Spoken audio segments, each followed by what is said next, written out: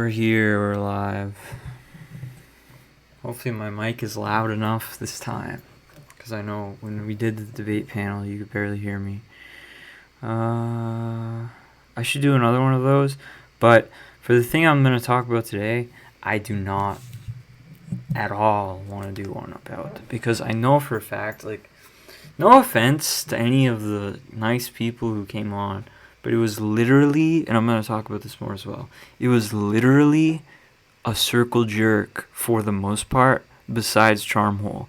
It was literally like we would all just, or they would all just agree with each other, basically, like fundamentally, regardless of the particularities of what disagreement did exist on the panel, and like on every single of the 4 issues raised, it was basically just like, oh yeah, we all pretty much agree with each other, fundamentally have the same position. So it wasn't very interesting, because the whole time, the whole thing that I wanted to do was bring up these issues that people in the sort of left liberal discourse kind of all have this similar opinion on, and have them be challenged on those positions. But that's not really what happened. It happened a little bit, but I really don't think that Charmhole is the kind of person who is equipped to carry out that task to its fruition. Unfortunately. But that's just my sort of level of honesty, my kind of recap of what happened there, because it was pretty depressing how it was basically just a circle jerk. So I'm gonna new audio input. Yes, input. So I'm gonna share the stream to the Discord.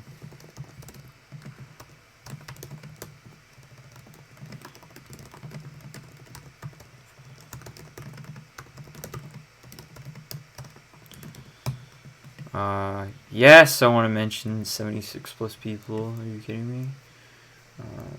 It's a lot of 7s. I have like 760 something Twitter followers. I have like 70 followers on here.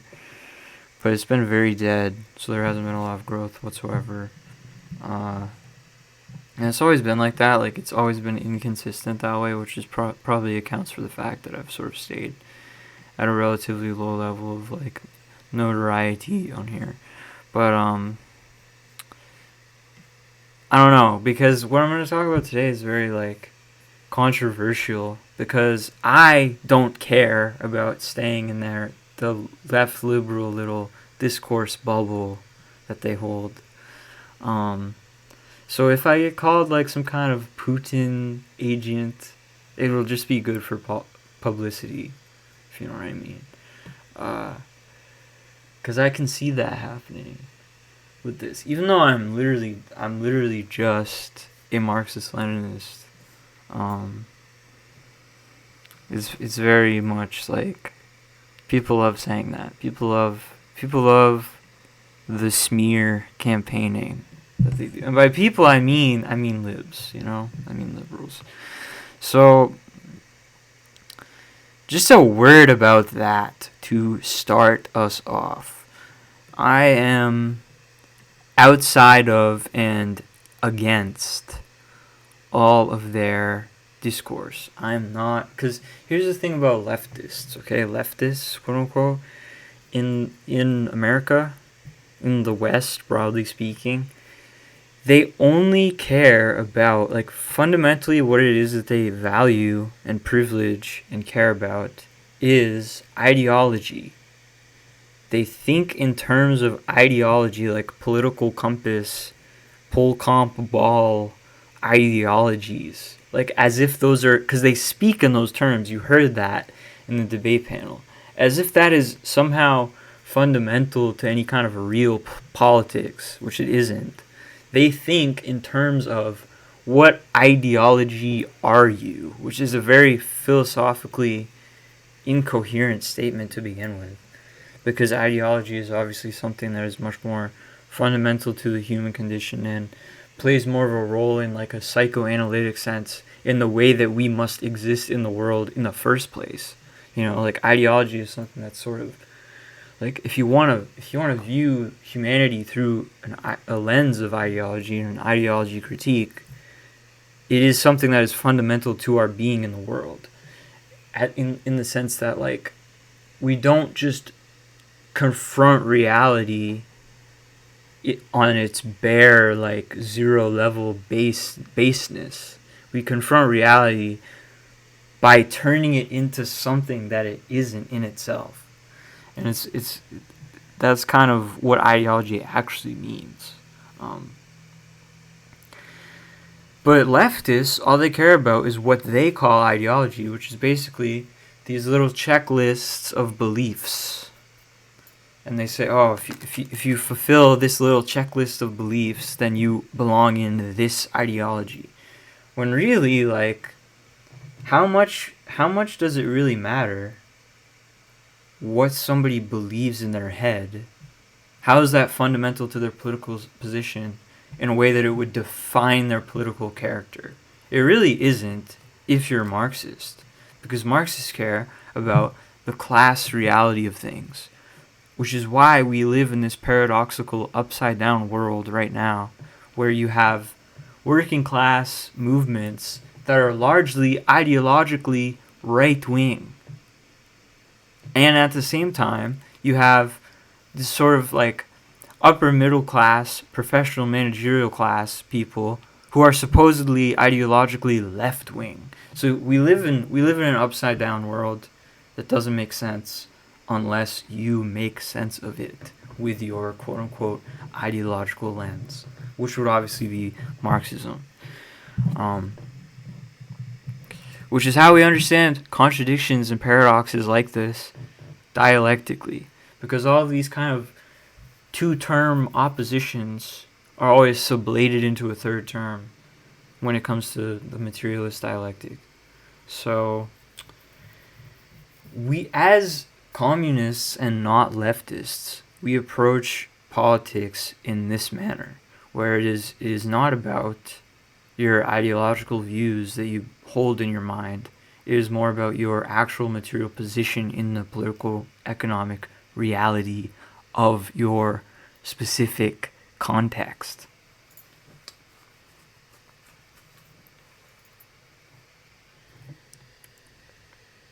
So what does that mean? How is this relevant when it comes to the political situation unfolding before our eyes at this very moment? When it comes to things like the Ukraine-Russia conflict and Russia's special operation in Ukraine. Well, we're witnessing a kind of paradoxical political realignment occurring before our eyes, where right is becoming left and left is becoming right. When you see people like Alex Jones and Tucker Carlson, who are supposedly these evil Nazi right-wingers, coming out and being skeptical of the mainstream political narrative and the political establishment in America, who are claiming and doing cover-up operations for things like the biolabs in Ukraine they're trying to engineer biological weaponry.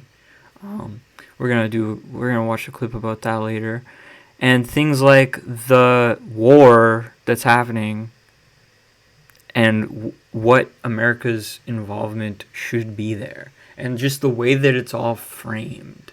Because you have people like TYT who are supposedly left-wingers, who are all they do is talk about how, Putin is this monster dictator, blah, blah, blah, and this is all his fault, when in reality there's been a conflict happening between Ukraine and Russia, instigated by Ukraine, for 8 years now, since 2014, in the gray zone Donbass region of eastern Ukraine, where you have the neo-Nazi Azov battalion leading the charge against the largely Russian ethnically people of the Donbass, and committing all kinds of atrocities and bombings against civilians like years before this ever happened.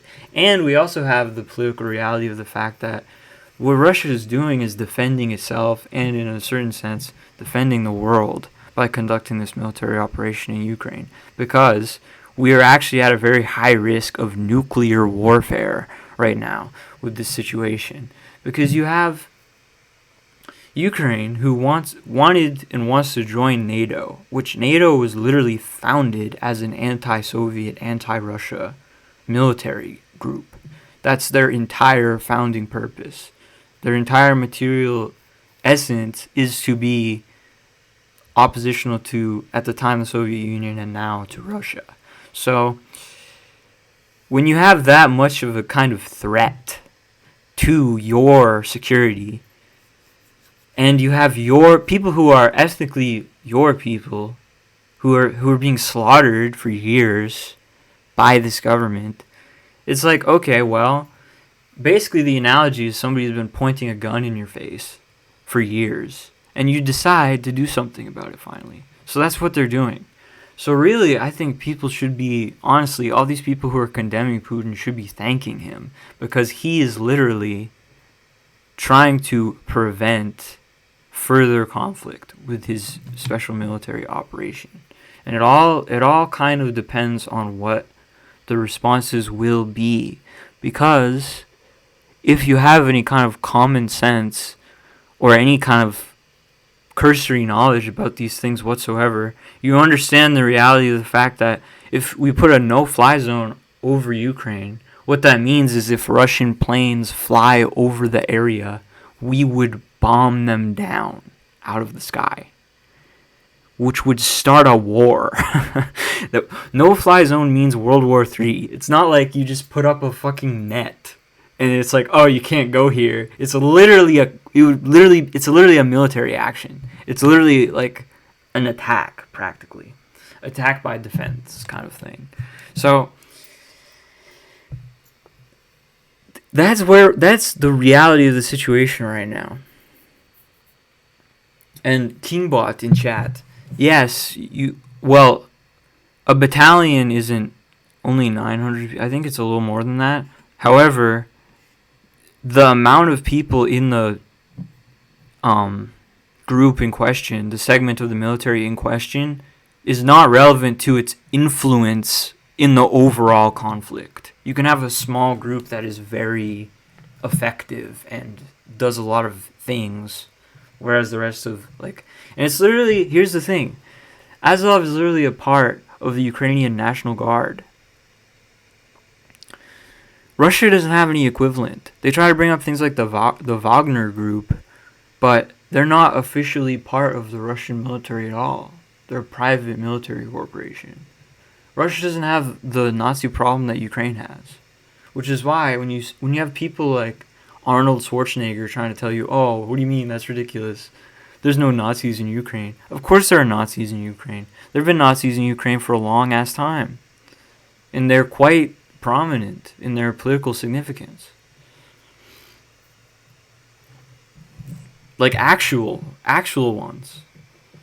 And it's very funny because you have people like Western anarchists who supposedly, I heard, went and joined to fight for Ukraine, and some of them literally joined the Azov battalion, which are Nazis. So it's like, whoa, like we live in this topsy-turvy era. And if anything could show people that ideology is not as fundamental as material reality, it would be that. Left-wing anarchists siding with Nazis. You'd think that wouldn't happen, but we don't live in a world where the political compass is like the master signifier. You know what I'm saying? You can't make sense of things that way, in these kind of idealistic terms. I think their president is a shill of who?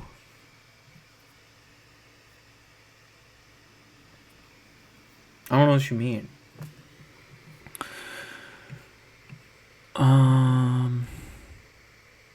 But that's just basic Marxism at the end of the day, as I've kind of explained already.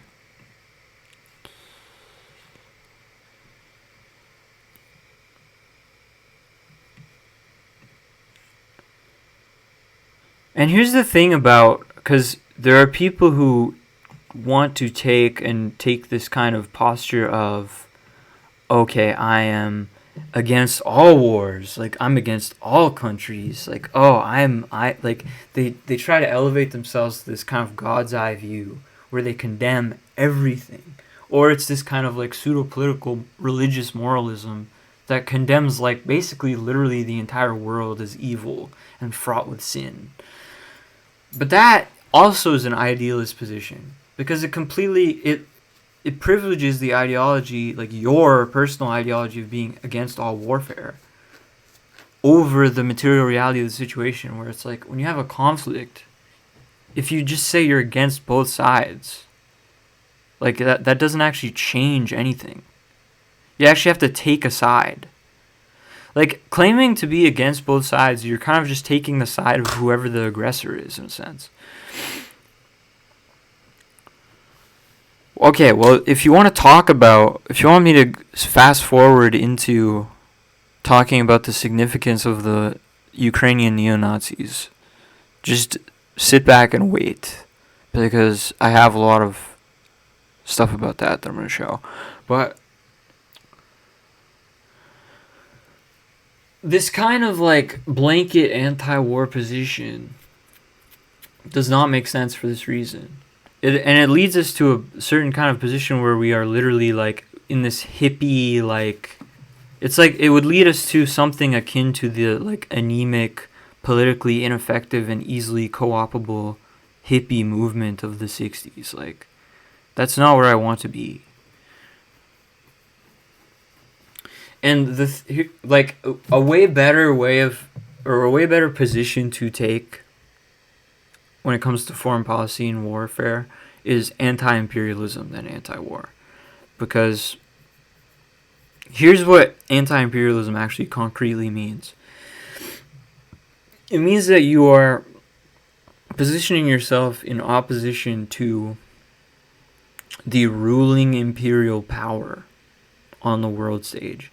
And it basically, right now, it means endorsing multipolarity as the geopolitical reality of our world.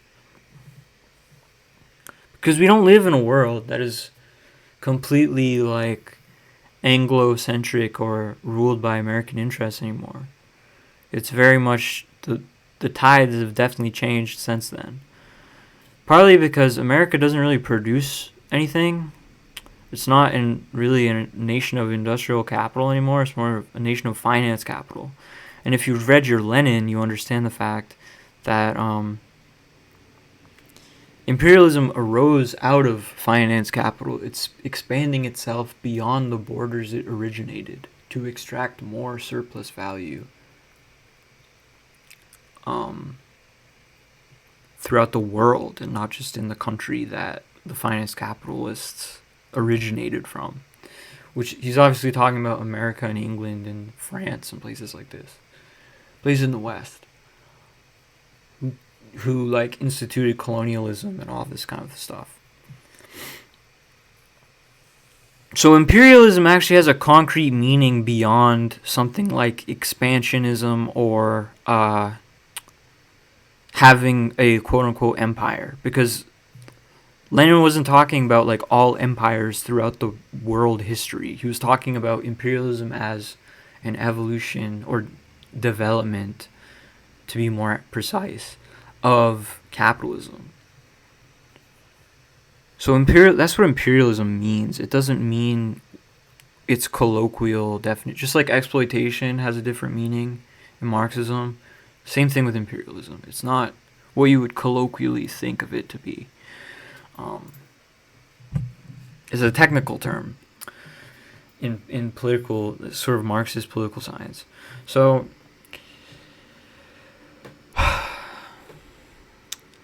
hopefully that kind of clarifies things to some extent.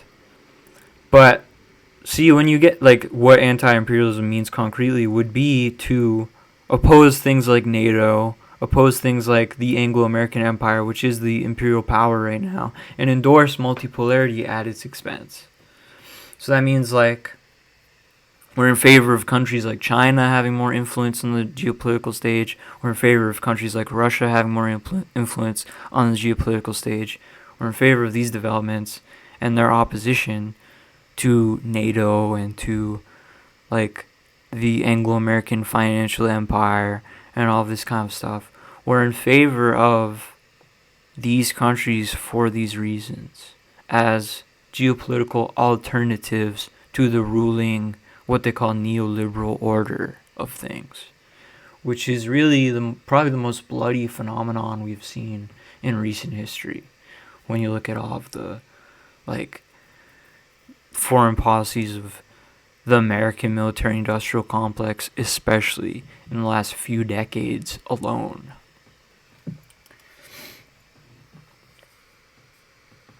So we have this kind of realistic, sort of cold-hard analysis of geopolitics. Instead of this idealistic condemnation of all things in the world, it's very much like staking out an actual position that actually has some kind of concrete meaning to it. But I feel like where the sort of hippie like anti-war thing gets you, like the anarcho like I'm against all wars position would get you to, is something like Vosh's anarcho-NATOism. So let's take a look at that for a second here. So I'm sure a lot of you have seen this tweet. It was like 2 weeks ago at this point.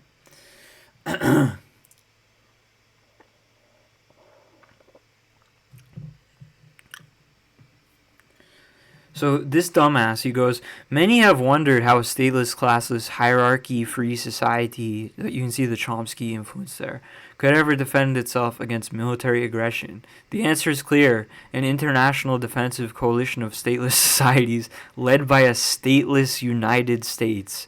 Anarcho-NATOism is rising. So he has the ANCOM flag, or actually that's the ANSIN flag because the red is slightly darker, with the NATO star in the center. And that is like probably the most cringe thing that I've seen all year. For a whole host of reasons, right? Because like, first of all, what do you mean by stateless United States? That makes zero sense at all. And how the fuck would you have an international defensive coalition of stateless societies that wasn't in itself some kind of state, right? Like, what do you mean by state then?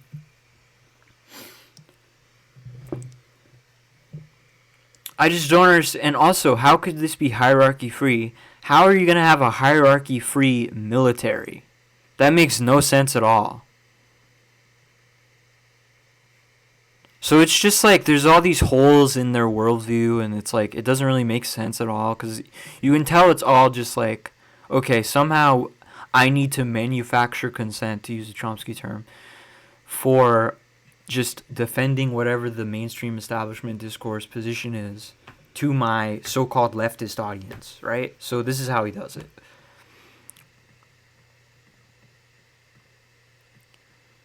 Because the thing about these Vauchists and these kind of people is they don't actually oppose the establishment in any meaningful sense. It's all just a funnel back to the Democratic Party.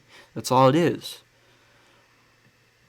Where all so-called radical political movements go to die. That's literally what it is. And the Ukraine flag is the new BLM in your bio. That's all it is. It's this virtue signal to feel like, oh, I'm on the good side of the discourse. And you have all these people who that's all they care about, really, fundamentally, is, am I on the good side? It is definitely a serious tweet. I don't understand how you would think it's a joke. This is actually his position.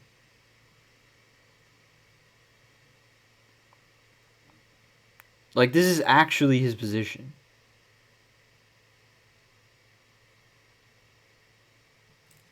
I don't have a donate link yet, but you can still send me money if you let me DM you my information for how you could do that. If you're interested. Well, yeah, it was anarcho-Bidenism before. Yeah, exactly. Which makes zero sense either. But yeah, this is what we have for the so-called leftists. The synthetic left, as Caleb Maupin would say, on the internet.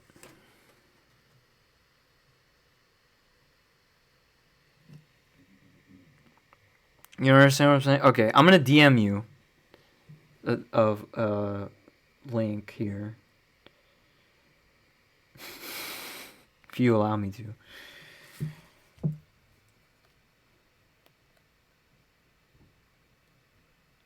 So you can donate, alright? I'm going to send you the donation link.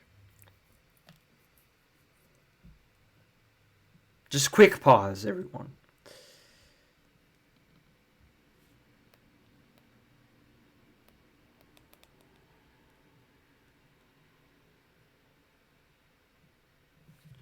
The Google Doc is just my list for, because I had to write it all down, because I'm like, alright, how am I going to remember everything I want to say? And there's a lot to cover because, newsflash, you're being lied to about this whole thing. You really are. You're being spun a narrative. And I understand.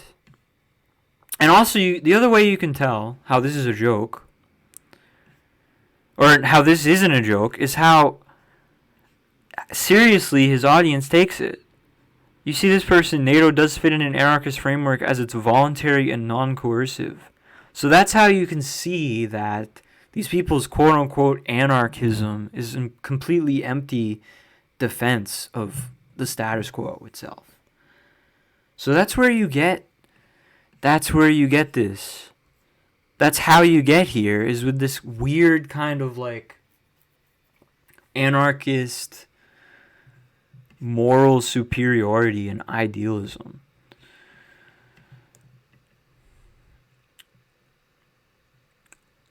So, as I already said, the conflict is not new.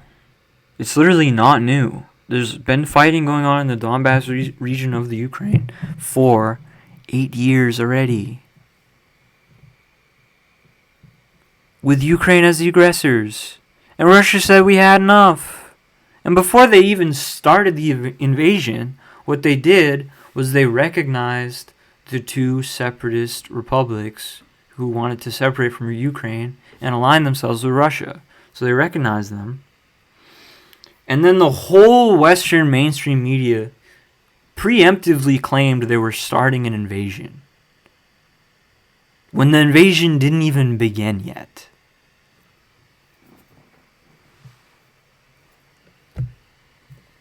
And it's not even really a full-scale invasion. They're barely using what military forces they have. They started out using all of their old Soviet weapons and equipment, and they were targeting specific military targets. And meanwhile, I have anarchists on Twitter that I argued with, claiming that they were bombing the capital of Ukraine at that time, which wasn't happening either. And they were like, oh, Zelensky's probably already dead. Zelensky's alive. They thought they were bombing the capital. It's just completely like this complete hysteria.